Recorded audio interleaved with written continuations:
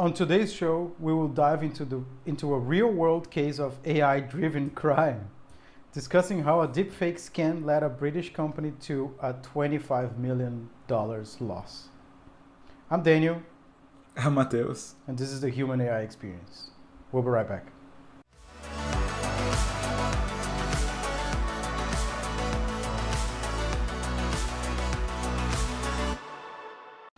So funny enough, I heard about this story a couple of months ago, but I thought this was, I don't know, I didn't trust the source, but now now we found it in the actual news, so I think we can talk about it.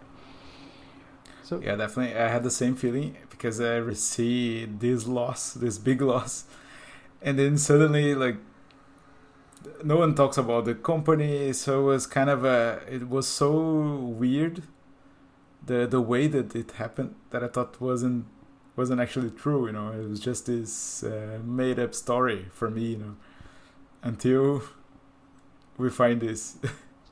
Exactly. So let's talk about what happened. Arup, a British consulting firm, was targeted by a sophisticated scam in Hong Kong using deepfakes. So basically what happened is that an employee from the finance sector received a suspicious email from the CFO, the chief financial officer, asking to do a secret transfer to some banks of a huge sum of money. This employee got really suspicious, what is it like? How do you say it's not every day that someone asks you to transfer $25 million. So of course it's suspicious. Exactly. So he didn't believe. He thought maybe it would be a scam. So that until the CFO sent a video link to a Zoom meeting or a Teams meeting. I don't know what kind of software they were using. So this employee hopped into that call, and suddenly he or she was talking to the CFO and a lot of leadership members of the company, and they basically confirmed that they wanted to do this transfer. So of course, it was so realistic and so believable that this employee thought, so I'm seeing a video of this. I'm in a video call with the CFO, so I should do it. So that person transferred that amount of money to 15 different banks, and it turns out afterwards that was like a deep fake of all the C-level of that company, pretending, being impersonated by digital criminals to steal that amount of money. So that's the next level of scam, using deepfakes and using AI. I thought we were gonna have this. I already imagined that we could have these kind of things, but I didn't imagine that it already had happened, because I don't see that the deepfakes are that much realistic until now. But it doesn't need to be realistic. It doesn't need to be believable for some people. That's what it's happening. But deepfake technology is getting better. I mean, there are some companies already offering AI avatars. They are quite good. One of them is Synthesia. I think it's a Danish company or a British/Danish company. They offer AI avatars for companies where you can create your own, like people that don't exist, or you can also create your personal avatar. You just upload a video and then it will just replicate you and put you in different scenarios. So it's actually quite good. And there's another company called HeyGen that is also offering a similar service. So those are two examples of the tech and how things are advancing. Yeah, no, I believe it's getting better and better, but I didn't imagine that something that big could happen, And imagining the loss, 25 million, it's a lot. It's something unimaginable, until now. And then I believe other companies are getting trying to reduce the risk of suffering the same, you know? Yeah, I think this is the first of many, unfortunately, that we'll experience. So that's basically a wake-up call for companies to increase their cybersecurity protection, right? Regulations need to be to keep up, because this wouldn't have happened. So this is basically a wake-up call to companies that this is only going to increase and the risks will be higher, the stakes will be higher, and you don't have to, you will have to worry about deepfakes as much as you worry about phishing or having hackers invading your system and so on. And it's interesting to see that's a really big company, you know, like this is one of the biggest consulting companies in the world. They have like 18,000 employees and in 34 offices around the world, so they are really big. And something that happens that can, someone that can sneak in their system, you know, it's something that we should be worried about. And not only these big companies, but all of us as persons, you know, maybe we can receive an email that we're not aware of it, and then suddenly we were in a meeting, I don't know, with someone important that you don't know. It can happen, you know. So I feel that we all need to be aware of it, and take care of with emails, you know, take care of double check the address, the email address, and everything that it can be suspicious, you know. So the articles also mentioned that there is still an investigation going, but that apparently their internal systems haven't been compromised. So the big question is how did they manage to, you know, replicate, create AI deepfakes from all these executives? Where did they get that? Did they get that information by analyzing videos of these people? Did they get that information by just taking a photo and creating a digital avatar or like a deep fake from photos? Today, I know it's really easy for you to clone a person, and I've seen a lot of people sharing already their digital avatars, and it just looks it's getting pretty good. It's getting pretty good. Yeah, actually, we are using avatars right now to record this meeting. Exactly. No, just joking, but so you can transfer the money to our bank accounts as well.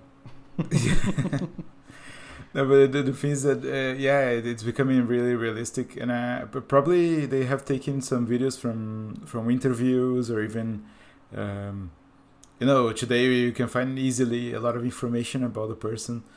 And I seem like some AIs, they can clone your voice, and they just need like 2 minutes of recording of this person, you know. So it's something easy to find, you know, if you think about it.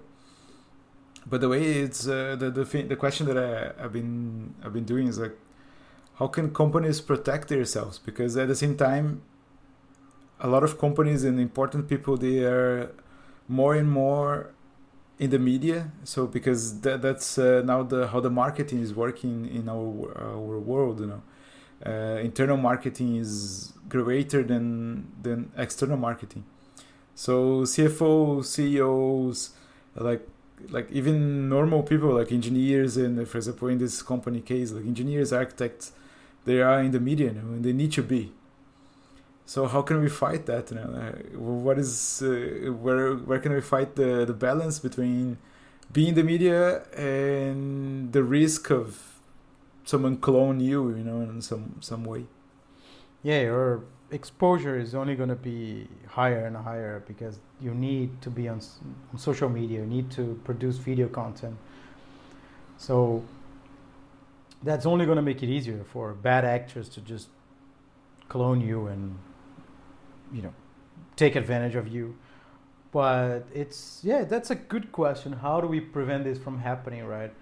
I think maybe one of the solutions for us born that this might sound like, but a lot of companies do internal security mandatory courses where you have to learn about phishing, about how that you should always double check the sources, and I guess this is only gonna incorporate more of this, and maybe talking about the technology as well, and exposing people of what AI can do so they are more aware, right, of what's going on and how these technologies are evolving. And thinking about that, like, this person has a lot of power if you think about it, because this person could like transfer 25 million from the company, without any supervision or without anyone double checking the information, or at least they didn't say that happened. Yeah, I don't. Well, maybe it was maybe they probably target somebody that could do that, right? Maybe a lot of companies have their organization structure available online for you to see.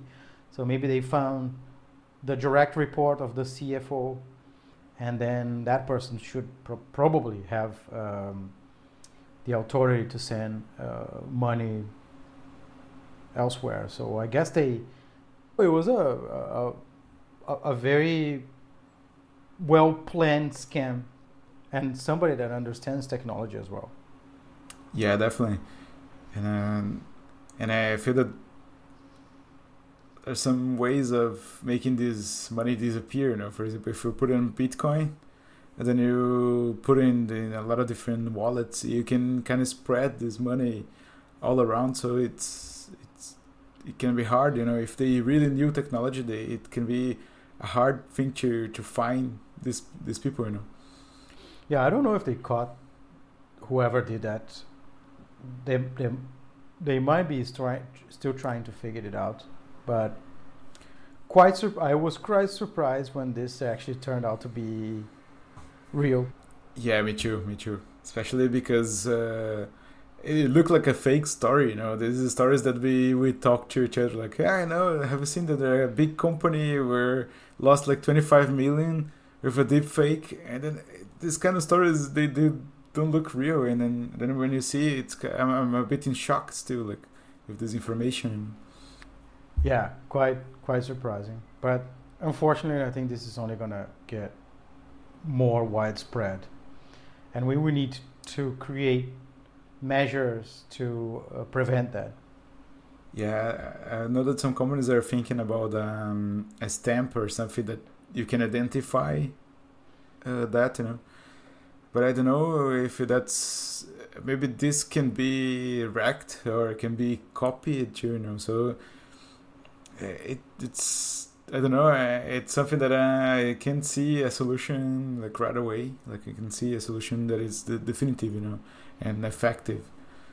Yeah, it's hard to see. I don't know what can be done to prevent this from happening. I guess informing people that this is a possibility, and especially with this large amounts of money, you should definitely have other procedures to check if before that transaction takes place. But that, I guess, that's I would assume that they would start creating different methodologies for that to happen, right? Creating processes to prevent that from happening again. But I guess that's it. We just wanted to talk a little bit about it. It might be a short episode. So that's it. We reached the end of our episode. If you're interested in how AI is evolving and how you can introduce it in your life or your work, subscribe to the podcast in your favorite podcast service and follow us for more. Let's explore AI together.